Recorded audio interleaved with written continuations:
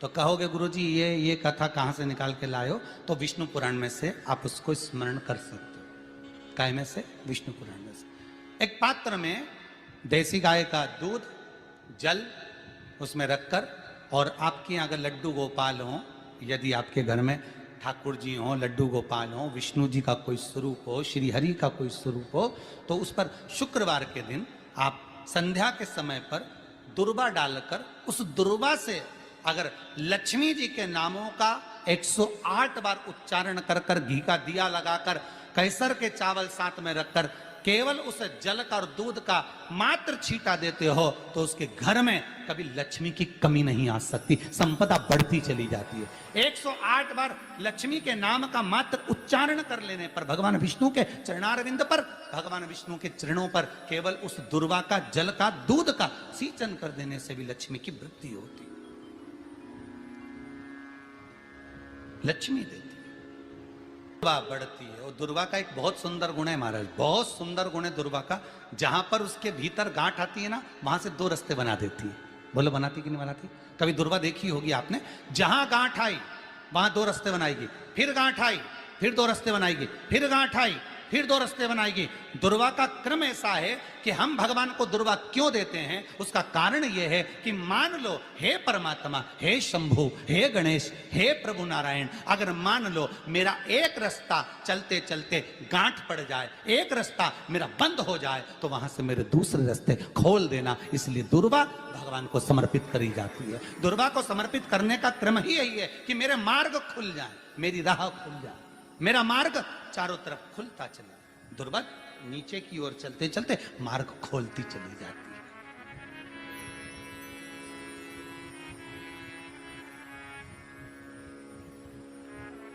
अमृत है ये, इसलिए नष्ट नहीं होती। तोड़ के रख लेना, प्रैक्टिकल करके जरूर देखना, सीओर वाला महाराज कहीं झूठ तो नहीं बोल रही है। तोड़ कर रखो दुर्वा को, बोरी में भर कर रखो, 4 साल 6 महीने 8 महीने बाद सूख जाए, बेकार हो जाए, उसके बाद भी उसको खेत में, बगीचे में कहीं ले जाकर पटक देना, 8-15 दिन पानी देना, देखो फिर वापस वही हरी की हरी होना, वही कहीं ना कहीं से स्फुटित होते फिर आगे बढ़ना चालू कर देगी। उसका तत्व है अमृत, वो अमर है, मरती नहीं, फिर चालू हो जाती। शिव कहते हैं यही अमरता है, यही अमरता है कि दुख आया तो मरने की नहीं सोचना है। तकलीफ आई, कष्ट आया, रोग आया, बीमारी आई, थोड़ा सा तकलीफ आ गई, थोड़ी बीमारी आ गई, थोड़ा दुख आ गया, तो ये मत सोचना मैं मरना है। नहीं नहीं नहीं, अभी तो और जीना है। तो किस लिए जीना है? कोई कहेगा इसको कहीं आसक्तियां होंगी, घर की, परिवार की, कुटुंब की, कबीले की, इसलिए जीना चाहती है, इसलिए जीना चाहता नहीं। आसक्ति एक रखना कि मैं जीना इसलिए चाहता हूं, मैं और जीना चाहती हूं, इसलिए चाहती हूं कि अब मैं भगवान का भजन करना चाहती हूं। अभी तक मैंने परिवार, कुटुंब, कबीले, संसार के लिए करा, अब जितनी जिंदगी दी उस मालिक ने, अब मैं उसका भजन करूं। दुर्वा भगवान विष्णु को चढ़े, दुर्वा गणेश जी को चढ़े, दुर्वा शिव जी को चढ़े, दुर्वा ब्रह्मा को चढ़े, दुर्वा इंद्र को चढ़े, दुर्वा पितरों को चढ़े। कितना सुंदर कहा है। जिसके घर में पितृदोष प्रबल होता है, बहुत प्रबल पितृदोष है, तो उसके घर के जहां पानी का मटका रखा था, पितृदोष मालूम है ना? पितृदोष का लक्षण क्या होता है? 1 रुपए कमाओ, 1.25 रुपए खर्च हो, समझ लेना पितृदोष है। रात्रि को सो गए तुम, बड़े चक नींद आ गई तुमको, बहुत प्रेम से सो गए, सोने के 1.5 घंटे या 2 घंटे बाद तुम्हारी नींद खुल जाए और कम से कम आधे घंटे तक तुमको भूख लग रही हो, समझ लेना पितृदोष है। सोकर उठने के बाद में जैसे ही 1-2 घंटे की नींद हो गई और अचानक नींद खुल गई और तुम्हें भूख लग रही है, भूख लग रही है, प्यास लग रही है बहुत तेज, अभी सोए हो, 1.5 घंटा ही हुआ, 2 घंटा ही हुआ, भूख लगने लगी, बहुत तेज भूख लग रही है, समझ लेना पितृदोष है। पितृ भूखे हैं, भोजन की याचना कर रहे हैं, भोजन की याचना। सोने के बाद तत्काल नींद खुले, 2 घंटे के बाद भूख लगे, उसका भी एक समय बताया है महाराज ब्रह्मवर्ता पुराण के अंतर्गत कि रात्रि को सोने के बाद में 1 घंटे की नींद हो जाए और उसके बाद में 2 घंटे के अंदर वापिस नींद खुल जाए और भूख लगने लगे तो समझ लो पितृ भूखे हैं, भोजन मांग रहे, अन्न मांग रहे, पितृ दोष है।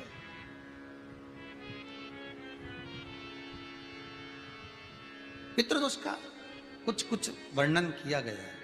घर में एक पात्र के चक्कर में, एक बेडशीट के चक्कर में, एक सामान के चक्कर में विवाद हो रहा है तो समझ लो पितृदोष है।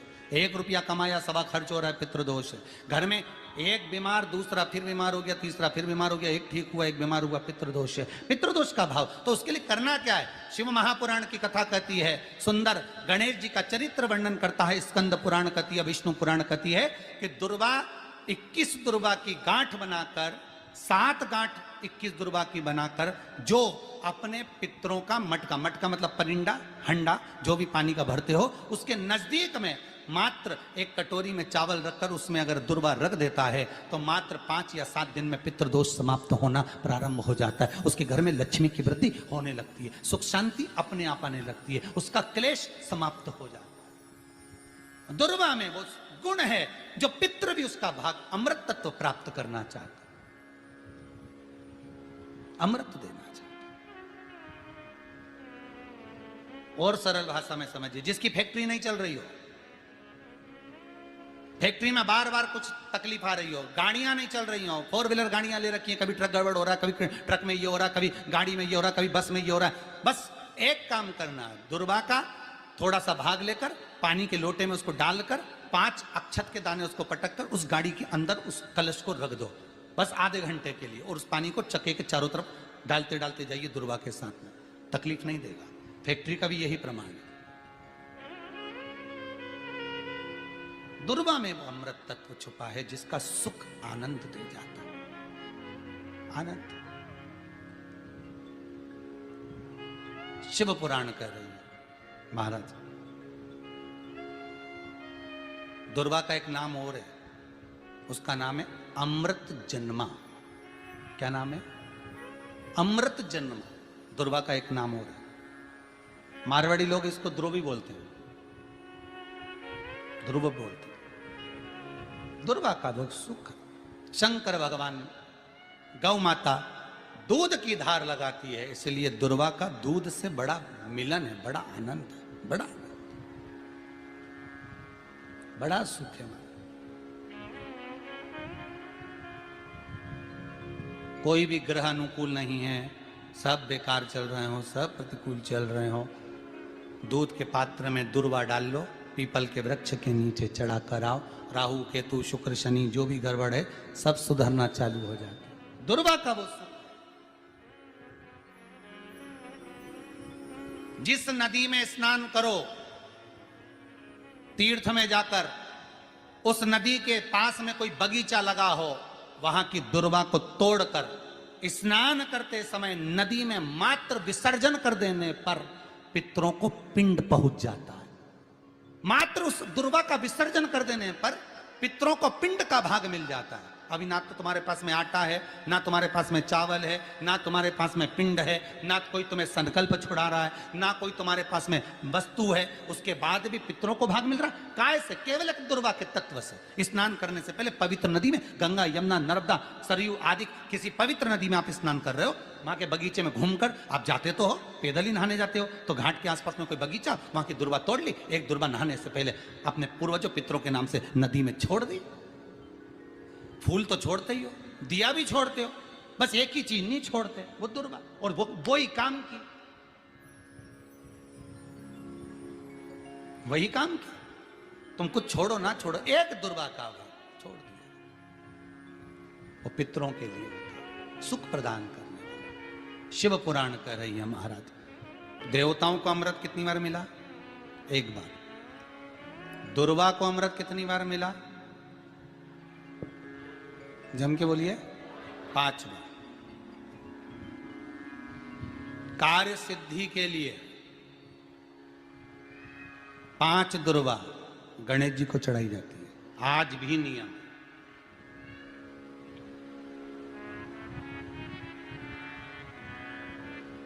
कभी आपको मौका मिला हो और आपने रावण संहिता पढ़ी हो। कौन सी संहिता?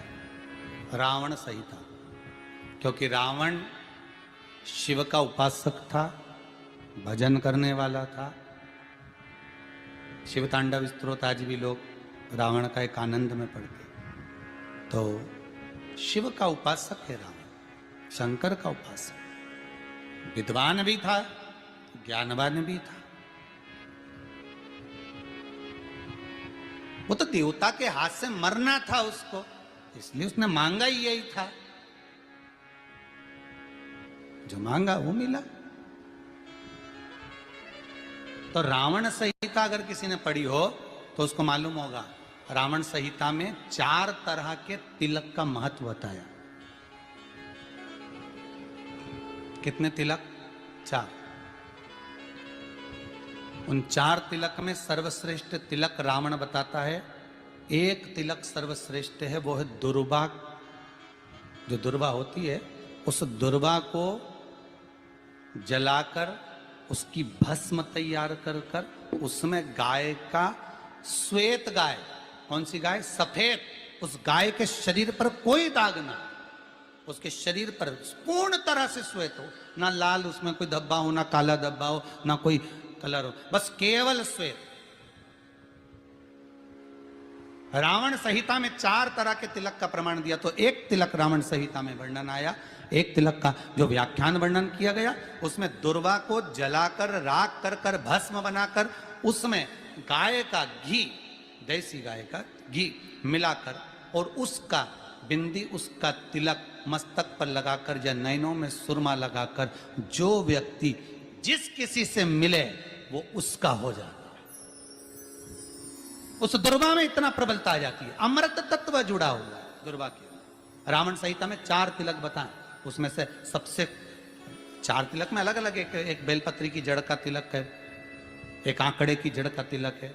रावण संहिता में 4 तिलकों का वर्णन है, उसमें मुख्य है सबसे ज्यादा।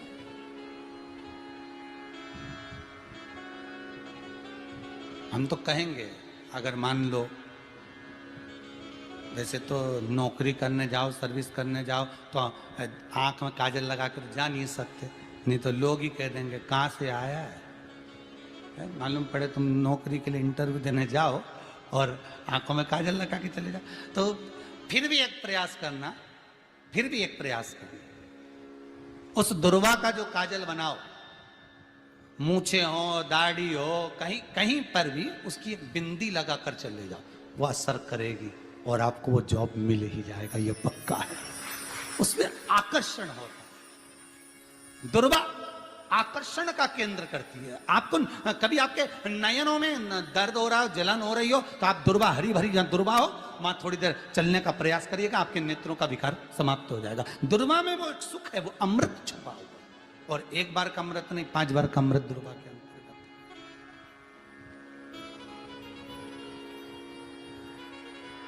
कौन से देवता हैं जिनके ऊपर दुर्वा का जल दूध में मिला हुआ छीटा जाए? श्वेत गाय के। देखो, दूध का प्रमाण बार बार दुर्वा के साथ आया, उसका कारण क्या है? क्या कारण हो सकता है उसका? उसका एक कारण है, समुद्र मंथन के समय पर सबसे पहले कुछ निकला था, तो समुद्र मंथन में सबसे पहले निकली थी गौ माता निकली थी। क्या निकली थी? गाय। सबसे पहले निकली थी गाय। और कितनी गाय निकली थी? 5। पहली नंदा, दूसरी सुभद्रा, तीसरी सुरभि, चौथी सुशीला, 5वीं बहुला। ये 5 गाय समुद्र मंथन में निकली। अब समुद्र मंथन में जब गौ माता निकली तो सारे 33 कोटि देवता मंथन में जो लगे हुए थे, उन मंथन को करते करते देवता थक चुके थे। सारे देवता थक चुके थे। बहुला सुरभि और सुशीला से बोली, सुभद्रा से बोली, नंदा से बोली, अपना काम है, एक काम करो, अपन आप रूप दूध की धार बहाना प्रारंभ करो। अपने आप दूध की धार हम मृत्यु लोक में हम भेजें इन देवताओं के लिए, तो देवताओं को अमृत तत्व मिलेगा, आनंद होगा। और गौ माता ने ऊपर खड़े होकर जो दूध बहाना प्रारंभ करा, वो देवताओं के मुख में आधा तो गया और आधा दूध समुद्र पर जब गिरा, और जो मंथन चल रहा था उस मंथन के चलते कभी दूध का दही का मंथन करना तो क्या निकल कर आएगा, मक्खन आ जाएगा। वो मक्खन तेड़ता हुआ समुद्र की लहर से दुर्वा पर जा पड़ा। इसलिए आज भी दुर्वा के साथ में गौ माता के दूध का बड़ा प्रमाण, वो भी देसी गाय, जर्सी नहीं, विदेशी नहीं, देसी गाय। और देसी गाय का दूध का बड़ा बड़ा प्रमाण है सर। हम कई बार कथाओं में कहते हैं, जैसा खाया अन्न, बोलते जाओ, वैसा हो गया मन, जैसा पिया पानी वैसी हो गई वाणी, और जैसा पिया दूध वैसी बन गई बुद्ध। बुद्धि कैसे बनी है? दूध से बनी।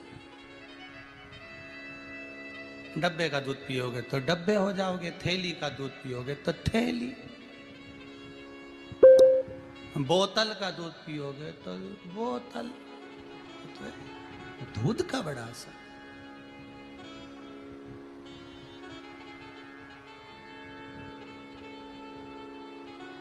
गौ माता के दूध का पान। कहा एक पात्र में जल और दूध ले लीजिए, शुक्रवार का दिन।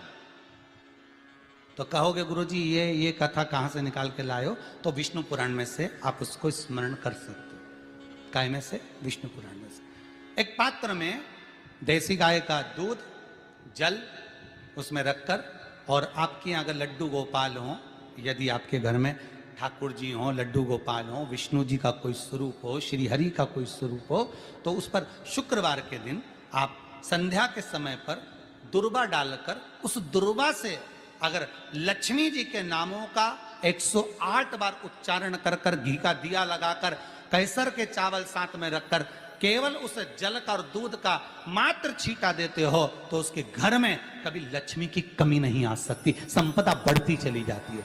108 बार लक्ष्मी के नाम का मात्र उच्चारण कर लेने पर, भगवान विष्णु के चरणारविंद पर, भगवान विष्णु के चरणों पर केवल उस दुर्वा का जल का दूध का सींचन कर देने से भी लक्ष्मी की वृद्धि होती है।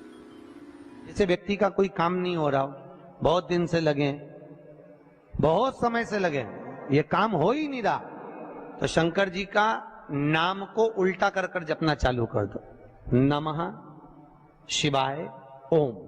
आपको लगे कि आपके घर में शांति बिल्कुल नहीं है, क्लेश बहुत ज्यादा है, बहुत ज्यादा तकलीफ, हमारे घर में कुछ न कुछ जरा सी बात पर विवाद होता ही है, तो प्रयास करिएगा कि आप काली तिल थोड़ी सी, एक काली मिर्ची और 7 लौंग, क्या क्या तिल चीजें हैं, काली तिल, काली मिर्ची, 7 लौंग, केवल ये हथेली में रखकर अपना नाम और गोत्र बोलकर अपने दरवाजे से बाहर निकलकर किसी भी शंकर के मंदिर को समर्पित करिए। शिव पे नहीं चढ़ाने दें तो शंकर की चौखट पर रखें। महाराज घर में कभी क्लेश नहीं होगा, बिल्कुल शांति। और शुक्रवार के दिन माता लक्ष्मी के लिए अग्नि में आहुति दीजिए। महाराज शाम के समय पर सूर्यास्त के पहले शिव महापुराण की कथा कहती है, अग्नि पुराण कहती है, नर्मदा पुराण कहती है,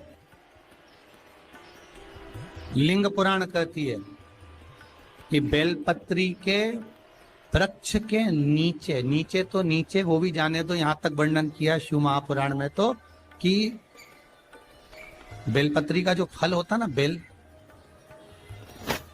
फल जो होता है, कहते हैं अगर किसी व्यक्ति के यहाँ लक्ष्मी की कमी होती है, संपदा की कमी होती है, जिसके यहाँ पैसा नहीं आता, धन नहीं आता, तो बेल का जो फल होता है, बेलपत्री का जो फल होता है, उस फल के गूदे को, बेलपत्री के फल का गुर्दा निकाल लो, सुखा लो, गाय के घी में उसको डुबो लो, और शुक्रवार के दिन माता लक्ष्मी के लिए अग्नि में आहुति दीजिए। महाराज शाम के समय पर सूर्यास्त के पहले ये जो आहुतियां हम बेले के गुर्दे के फल की गाय के घी में डुबोकर माता लक्ष्मी और भगवान विष्णु के नाम से देते हैं महाराज, 2 या 3 शुक्रवार करोगे, लक्ष्मी की कभी कमी नहीं आती, संपदा बढ़ती है। एक प्रयोग और कर देखना, कभी अगर मौका मिले आपको तो प्रयोग कर देखिए। लिंग पुराण के अंदर लिखा हुआ है, शिव पुराण में, लिंग पुराण में और स्कंद पुराण में कहा गया है कि अगर किसी ने बेले के फल का अगर थोड़ा सा भी गुर्दा पाया है, बेले के फल को खाया हो या बेल का रस पिया हो या बेल के फल का जूस पिया हो, अगर वो व्यक्ति का अनायास किसी कारणवश प्राण भी छूट गए हो, तो शिव महापुराण की कथा कहती है कि 27 दिन तक वो बेल के फल का रस उसके नस नस में रहता है, तो उस व्यक्ति को यम नहीं छूते, वो कैलाश पर निवास करता है। मर भी जाता है तो अधोगति में नहीं पड़ता, नरक नहीं भोगता, वो बैकुंठ पद का कामी हो, बैकुंठ का निवासी।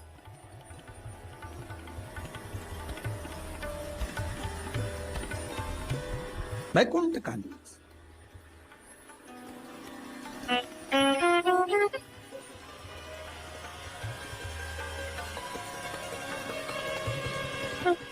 ये जो शिव जी को चढ़ती बेलपत्री हुई, शमी पत्र हुआ, मदार का पुष्प, आंकड़े का जो पुष्प हुआ, ये सब साधारण नहीं है। साथ शंकर का एक एक गुण तत्व ग्रहण करने वाले, शंकर का अनुमोदन करने वाले, शिव को एक एक वस्तु जो चढ़ने वाली साधारण नहीं।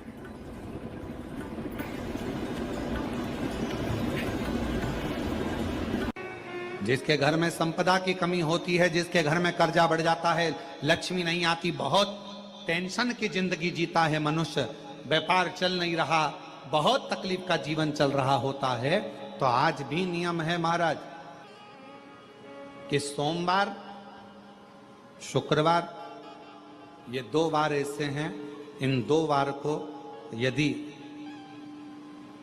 कटोरी में थोड़ा सा शहद रखकर, मधु रखकर यदि लक्ष्मी जी का स्मरण किया जाए और माता लक्ष्मी जी का स्मरण कर कर एक लाल पुष्प उस कटोरी के सम्मुख में माता लक्ष्मी का नाम लेकर रखा जाए और बाद में वही शहद, वही मधु और वही पुष्प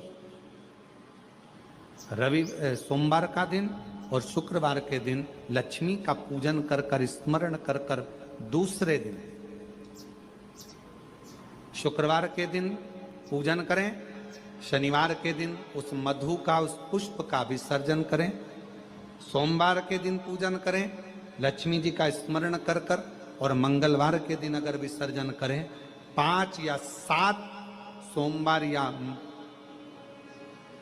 शुक्रवार को यदि आप मधु का भोग लक्ष्मी जी को लगाना प्रारंभ कर दें, शिव का नाम स्मरण कर कर, तो उसके घर में कभी संपदा की कमी नहीं होती, लक्ष्मी उस संपदा को बढ़ा। महाराज हम तो आपसे निवेदन पहले भी करे, आज फिर करते। मान लो आपको ऐसा लगता है कि घर में बीमारियां ज्यादा घेर रही है, तो एक बेल का टुकड़ा, बेले का फल का एक टुकड़ा अपने ही घर में कहीं पर भी कटोरी में रख दीजिए, शिव का स्मरण, सुख प्रदान करेगा। अगर थोड़ा बहुत रोग आ भी गया निकल जाएगा, पर बड़ी बीमारी में कोई फंस नहीं पाएगा, ज्यादा जनहानि नहीं होगी, तकलीफ नहीं भोग पाएगा। शिव को प्रिय है। फिर वही स्कंद पुराण का संवाद आ गया। बेल पत्री के वृक्ष की जो जड़ होती है, उस